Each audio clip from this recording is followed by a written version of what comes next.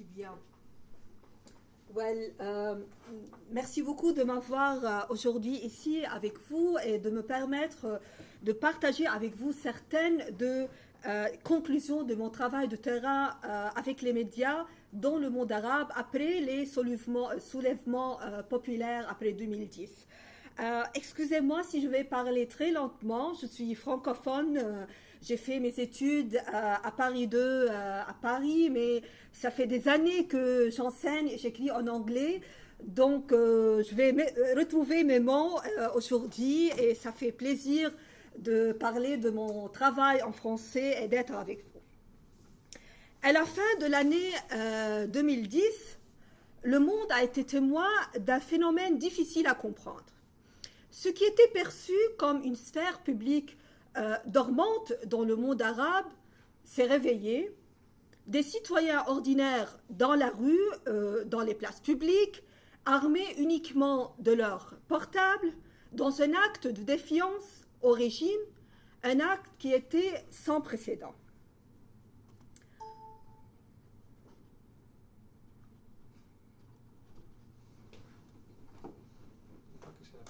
Oui. Voilà, c'est ça. Non, ça va. Ça va? Okay. Les soulèvements populaires ont donné du poids à ce moment à un point de vue, à une analyse qui considère les médias sociaux un moyen efficace du changement politique dans les régimes autoritaires et un moteur de transformation et de libération contre un autre point de vue, un point de vue opposant qui était sceptique. Comme vous pouvez voir dans ce slide, Wael Ghoneim, l'activiste qui était derrière la page Facebook « Nous sommes tous Khalid Saïd, we are all Khalid Saïd », qui a joué un rôle essentiel à convaincre les Égyptiens à aller aux places Tahrir au Caire, a déclaré sur cette expérience unique j'ai dit que si vous voulez libérer la société, tout ce dont vous avez besoin, c'est Internet. Cependant, les trajectoires douloureuses et troublées des soulèvements arabes prouvent qu'il avait tort. On peut aussi voir que lui-même a changé d'avis. Comme d'autres moyens et comme d'autres mouvements similaires, les soulèvements ont leurs racines dans une longue histoire de dissidence au sein de la société civile, habilement réprimés par les régimes, mais s'avérant capables de résister à la pression. Bon, Internet a permis à cette dissidence d'avoir une ample voix qui a réussi à élargir la vulnérabilité de ces régimes sans toutefois conduire à leur faillite.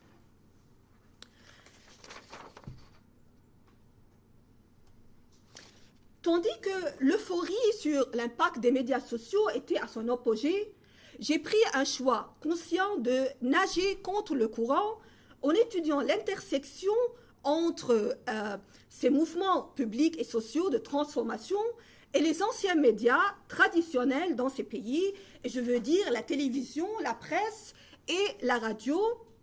Ces médias représentent une large industrie fournissant des jobs pour des milliers dans le monde arabe, tout en étant manipulés sévèrement par le pouvoir en place. Bon, des bons exemples viennent de partout dans le monde arabe, mais surtout de la Libye, où, comme vous pouvez voir et lire dans ces commentaires-là, une présentatrice de la télé publique, considérée comme faisant partie de ce qu'on appelle les présentatrices de Kadhafi, qui étaient liées par loyauté au régime, portait un gun, un pistolet en studio pour défendre le régime. Je tue ou je meurs.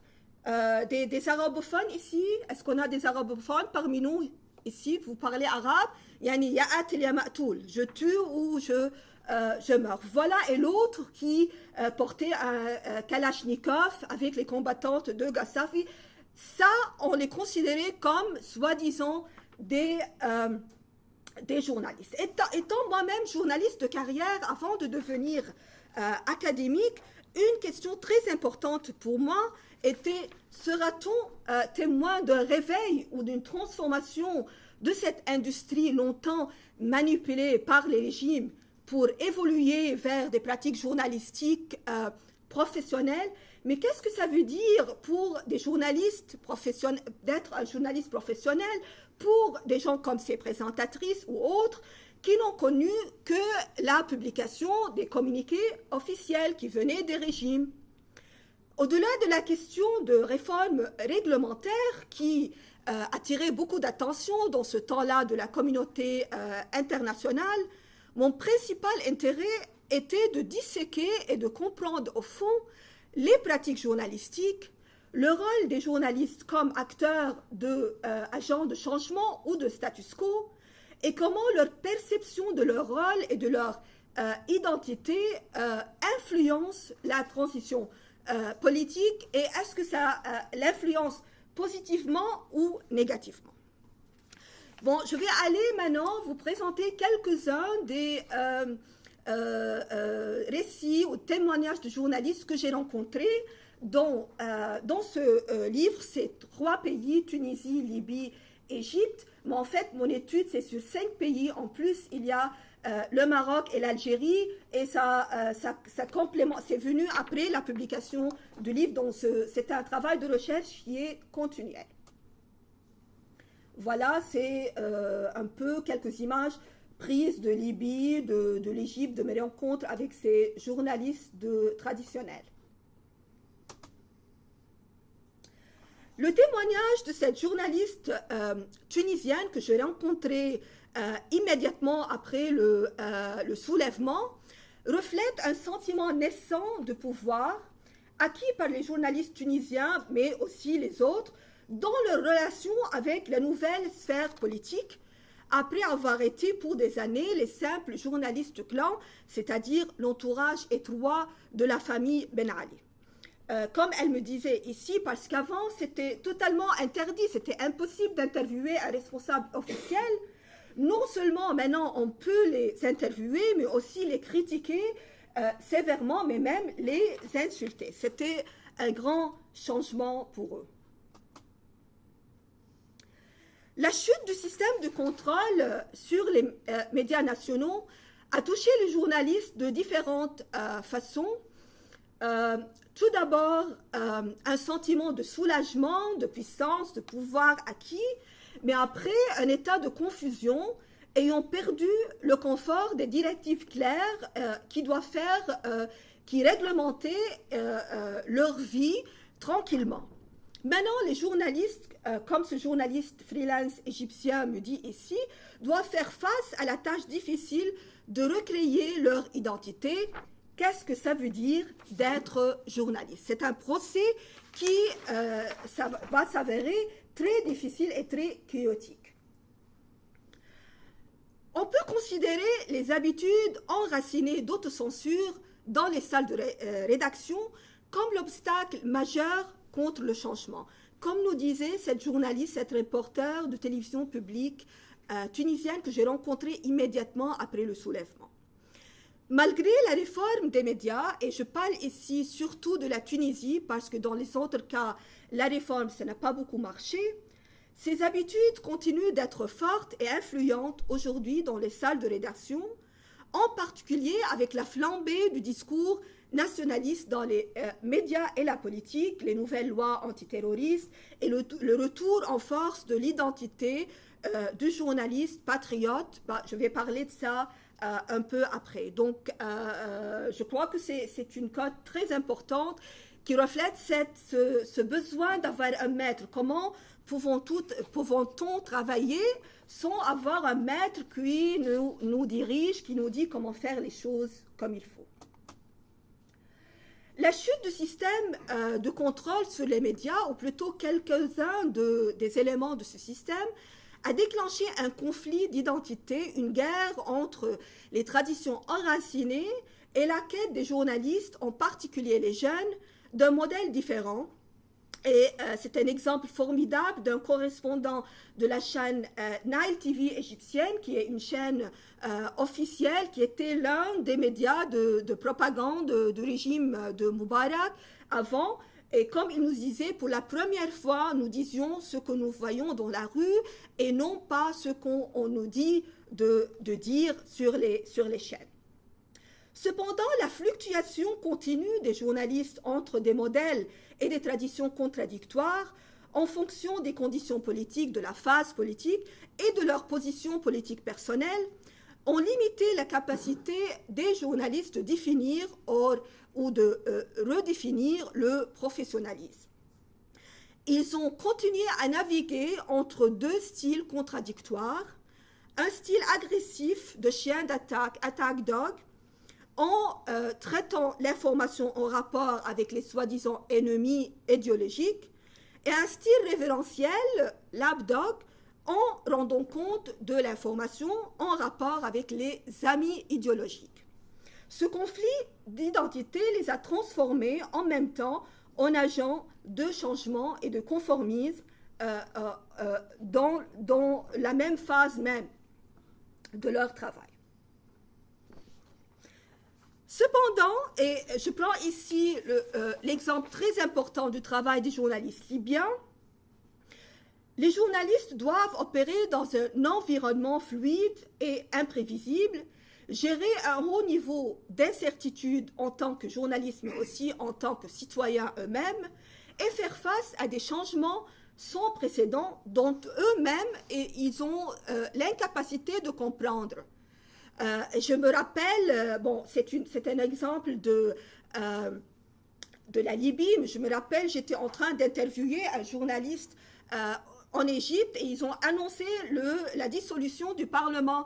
Il a arrêté, il m'a dit « Excuse-moi, je ne peux plus continuer parce que je ne comprends pas comment ça se fait qu'on dissolue le Parlement comme ça. Je ne comprends pas, je dois chercher dans le loi, est-ce que ça peut aller ou pas, comment faire. » Donc, ce que je veux dire, les journalistes faisaient face à une hostilité excessive.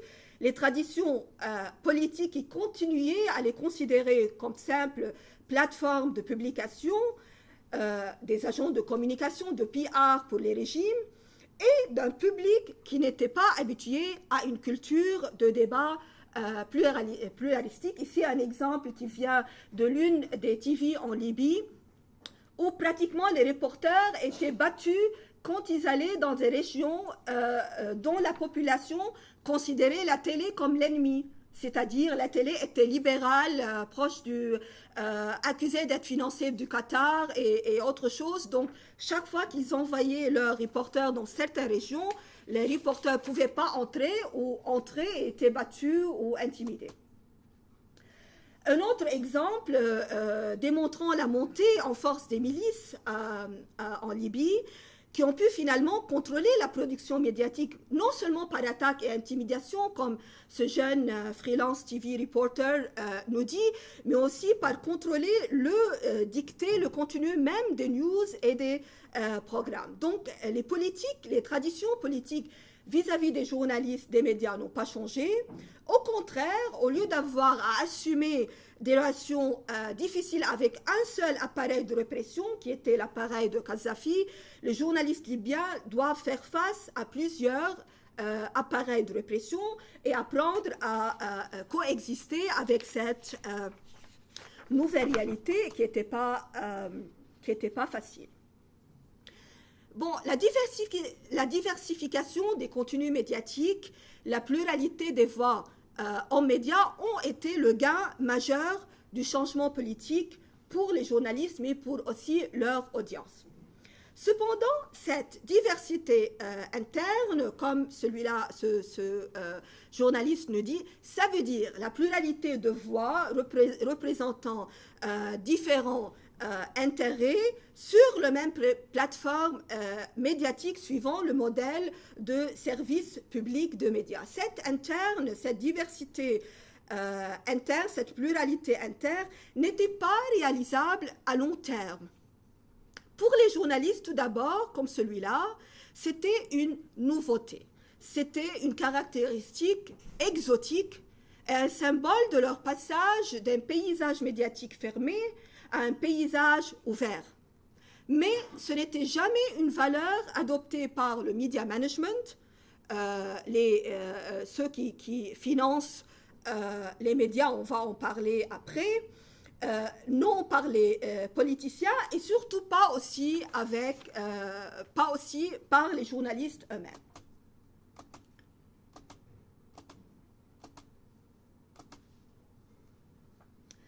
Nous avons plutôt assisté, comme vous pouvez comme vous pouvez voir dans ce témoignage du rédacteur en chef du JT à la télévision tunisienne privée qui s'appelle Nesma, nous avons assisté à de formes de diversité extérieure, comme quoi plusieurs médias coexistent avec des différents agendas idéologiques et politiques. Et ce modèle a été renforcé par les nombreux clivages et conflits de transition politique. Et ces clivages ont finalement pu transformer les médias nationaux en une puissante plateforme de mobilisation politique. Un exemple est ce témoignage de news editor de Nesma qui a mené vraiment l'opposition séculariste contre les islamistes tunisiens. Ce témoignage montre comment les médias se sont transformés en plateforme de mobilisation, mais surtout comme expression de loyauté à une identité perçue comme menacée, comme en danger. Donc là, c'est vraiment la connotation identitaire qui était présente dans presque tous les témoignages des journalistes ou des médias stakeholders que j'ai rencontrés dans ma recherche. La notion idéaliste des médias comme forum de débat critique et pluraliste, suivant la théorie libérale, ne peut pas correspondre à la réalité de ces industries médiatiques.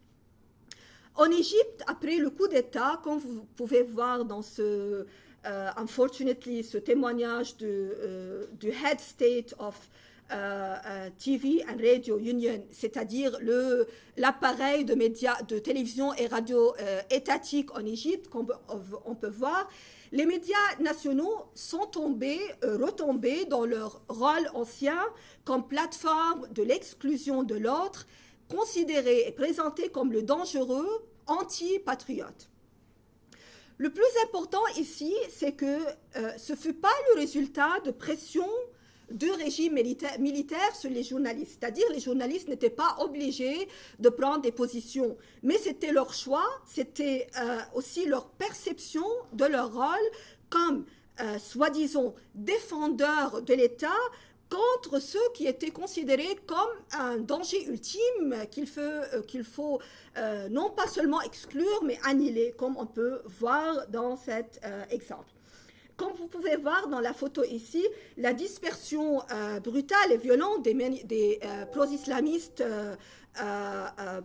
manifestants dans la place Rab'a au Caire en août 2013, qui a mené à la mort de plus d'1 000 de protestants qui étaient largement pacifiques, a été tout à fait ignoré par les médias nationaux, qui ont plutôt publié des rapports sur des soi-disant attaques par ces manifestations contre l'État, contre les institutions de l'État, et le lendemain, tout va bien dans le meilleur du monde.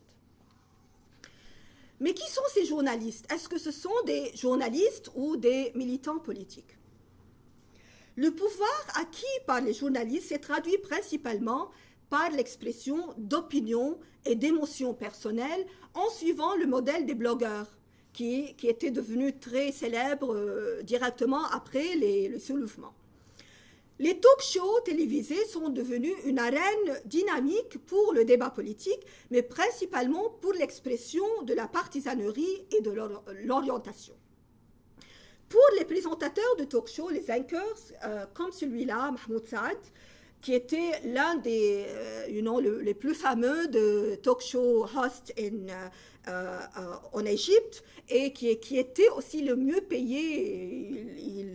Il était payé des sommes faramineuses pour faire ce job.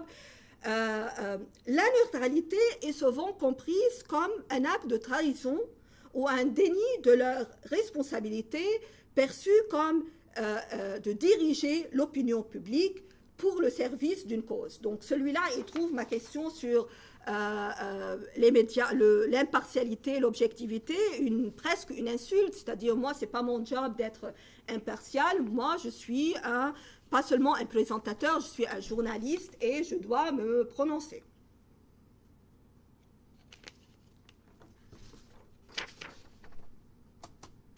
Mais aussi, ils considèrent leur rôle, c'est d'orienter les spectateurs, comme on peut voir aussi avec un autre présentateur, talk show host, qui est maintenant très puissant, très près du régime, très proche du régime de Sisi.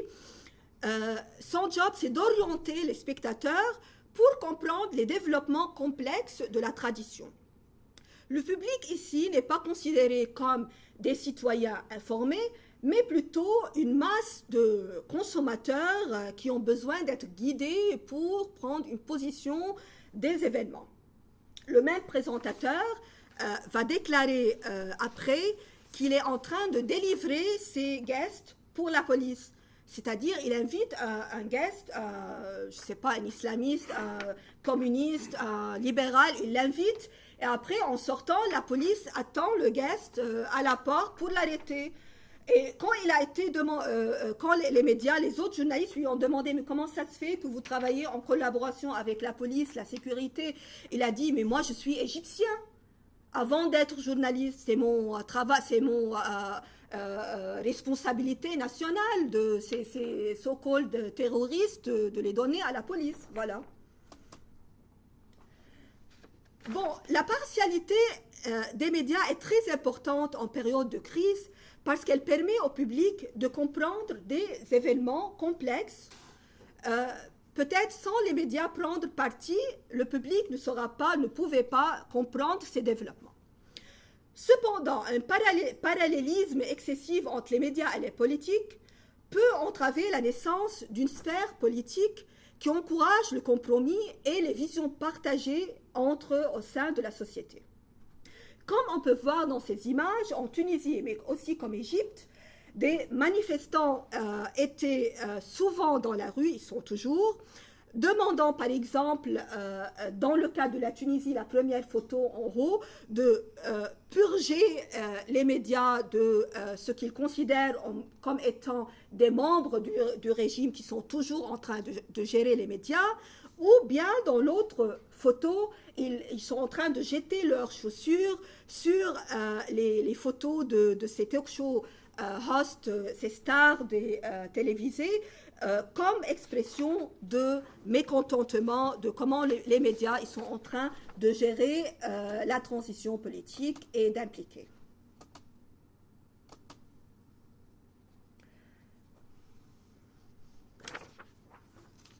Bon, comme j'ai dit avant, les journalistes ont adopté le style émotionnel et personnel des blogueurs comme expression de leur pouvoir naissant. Mais le retour en force des tendances nationalistes, comme on peut voir dans ces deux témoignages des journalistes, au nom de la lutte contre les terrorismes, a donné naissance à une nouvelle forme d'activisme par les journalistes qui était plutôt une forme embellie de journalisme révérentiel au nom de la défense de la nation, c'est-à-dire ce que je peux appeler les journalistes patriotes. Qu'est-ce qu'on peut faire au nom de la sécurité nationale et du nationalisme?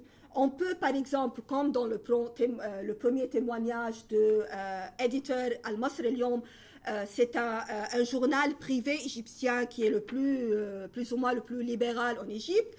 On peut ne pas donner les informations concernant les pertes des civils, les morts civiles dans les opérations militaires au Sinaï, parce que ça peut ennuyer l'armée. Et dans l'autre exemple qui est moins problématique, en Tunisie, c'est le Head of News of Al-Wataniya Public TV qui s'est transformé d'un média de propagande au régime à un vrai public provider of public information en Tunisie. On n'est pas, il me disait, on n'est pas une plateforme de propagande, mais on ne donne pas des informations, on ne demande pas aux gens d'exprimer leur frustration quant aux dommages collatéraux causés par les militaires, les opérations militaires dans le sud au pays contre les terroristes.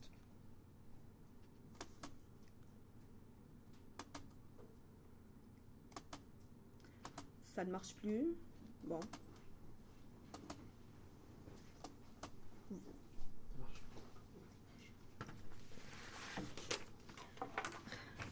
Mais en même temps, on a aussi voir des expressions courageuses de défis et de révolte contre les tabous par les journalistes, même dans les conditions les plus pénibles. Par exemple, ici, dans cette photo, ici, dans cette caricature, qui se moque de Mohamed Morsi, qui était le président de la République sous les islamistes, sous les Muslim Brotherhood en Égypte. Le personnage du président, qui était autrefois sous Moubarak, était sacré, est devenu un sujet ridicule.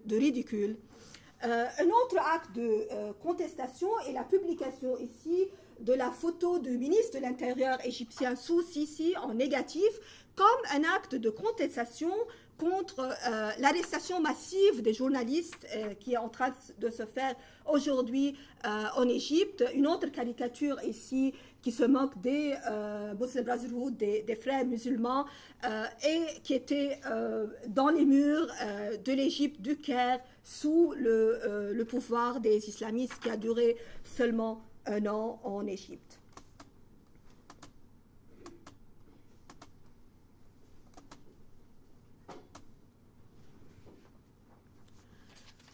Parlons maintenant un peu des structures.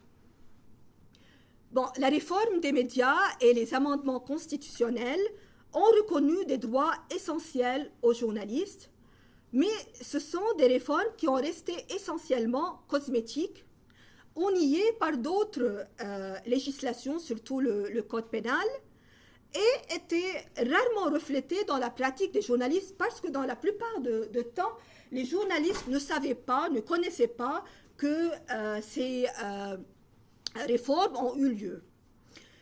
La criminalisation de la diffamation reste une pratique largement utilisée contre les journalistes ou les médias pour punir les médias critiques. Et n'importe quoi peut être considéré comme diffamation. Si je critique les politiques d'un ministre, c'est diffamation parce que ça peut toucher à l'image, au respect, à la personnalité. Donc il y a un appareil vraiment très complexe et grand en ce qui concerne la diffamation qui fait que les médias et les journalistes sont intimidés d'exprimer des avis critiques. Les poursuites judiciaires fréquentes contre les journalistes, y compris maintenant devant les tribunaux militaires, la détention, qui est la plus utilisée maintenant, ça veut dire un journaliste peut être détenu pour un nombre illimité de jours sans procès. Ça ne veut pas dire qu'il n'y a aucune obligation d'avoir un procès juridique pour un journaliste qui est en détention. Et tout ça reproduit l'environnement répressif de censure et d'autocensure qui était avant.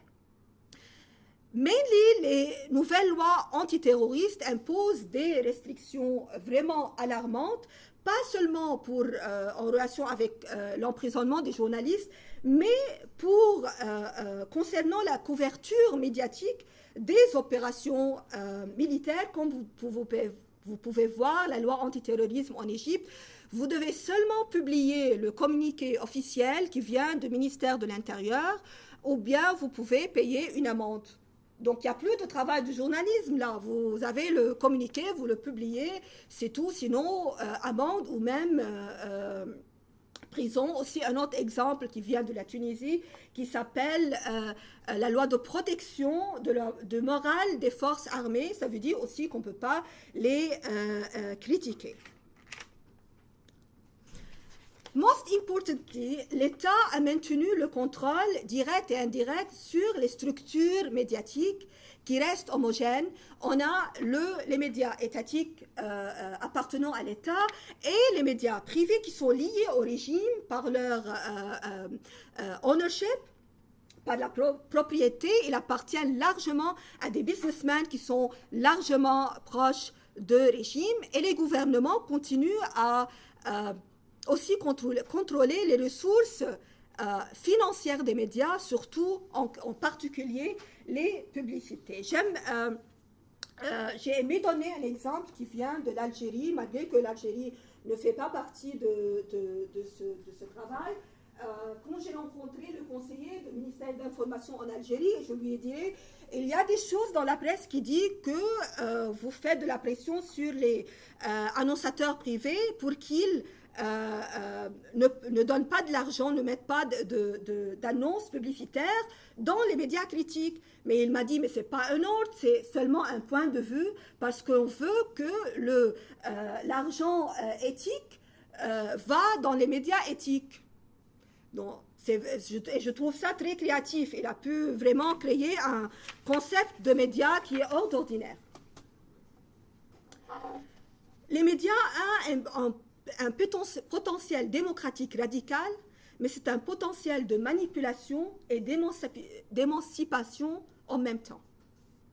Leur influence sur l'apaisement des conflits irréconciliables en temps de changement politique douloureux et troublé est vraiment très important et crucial.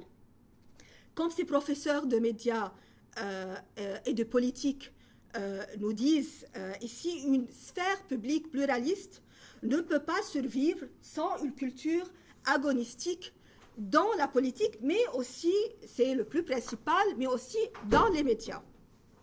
En déshumanisant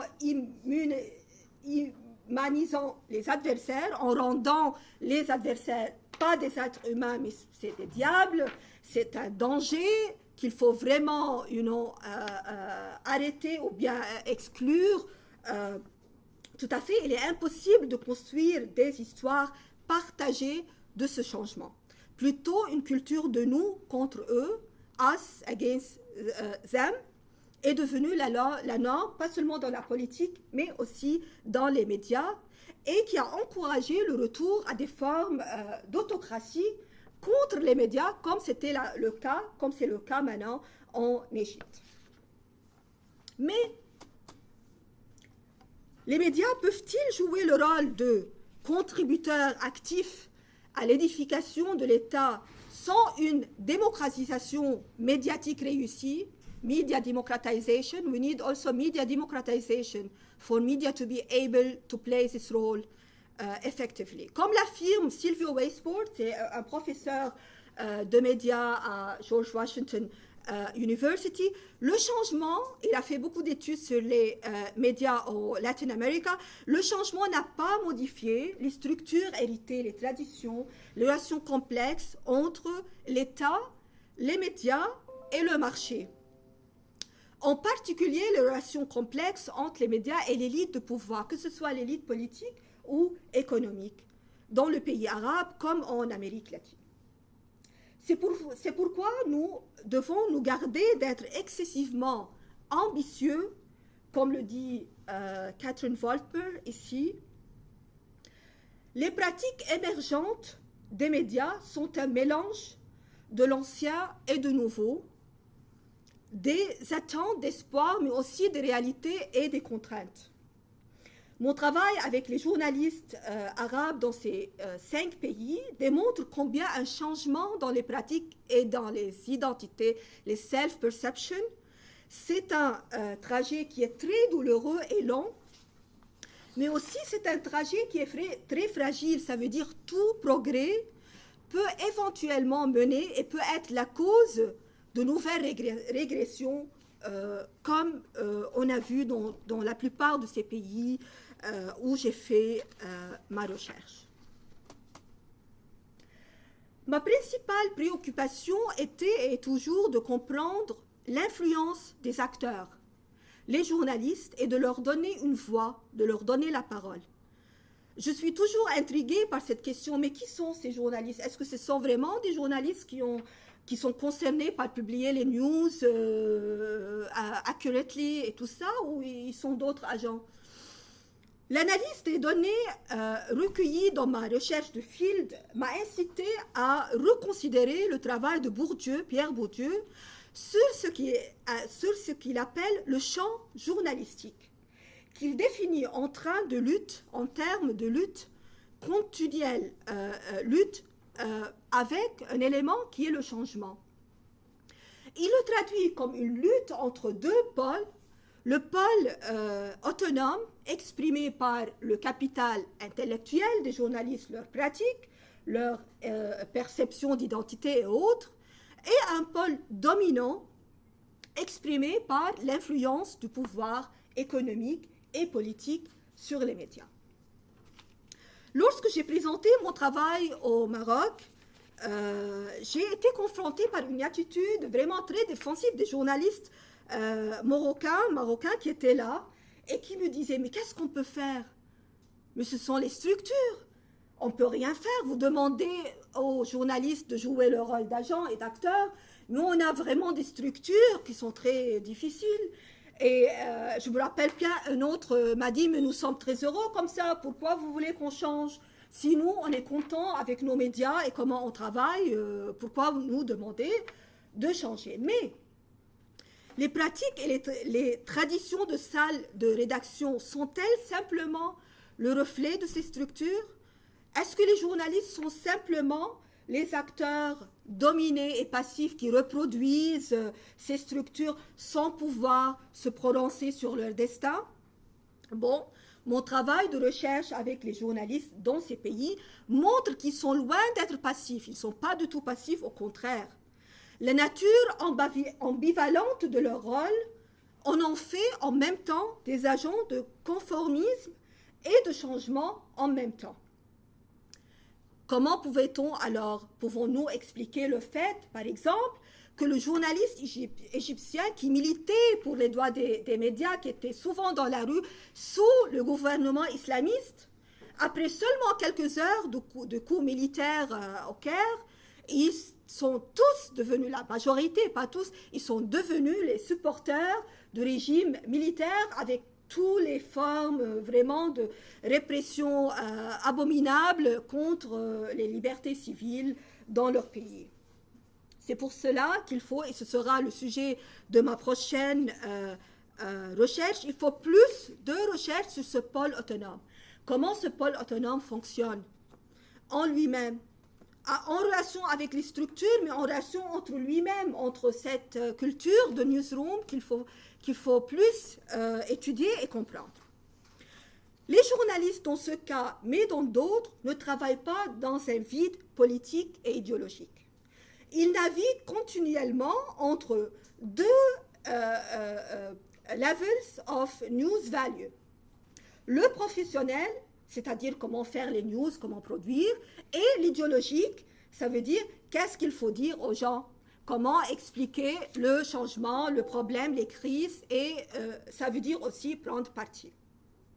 Le rejet du modèle du journalisme impartial, objectif, lorsque les enjeux sont très importants et consistants tout au long de ma recherche, et nous incite à une question très importante qui est comment permettre à cette subjectivité de prendre forme en tant comme étant un produit naturel des transitions difficiles et troublées, sans que les médias soient transformés en une plateforme d'incitation.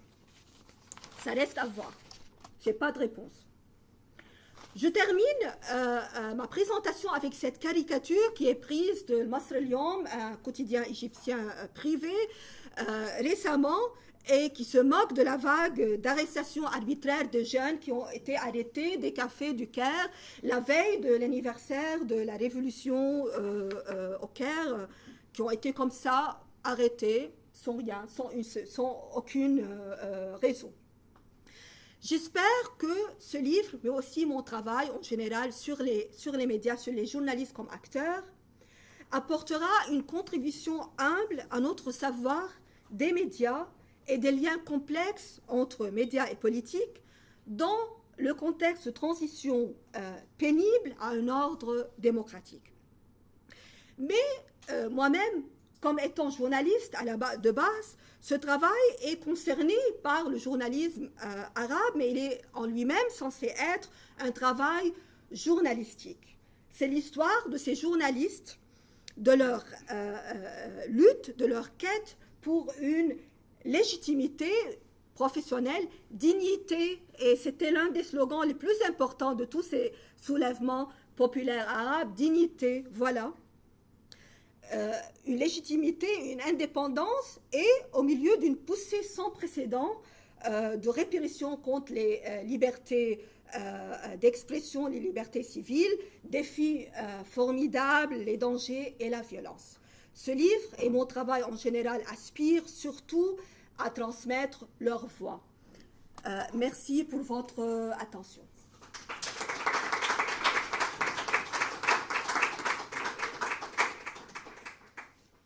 J'ai parlé pour trop. Parfait. Parfait. On a un peu de temps pour vos questions.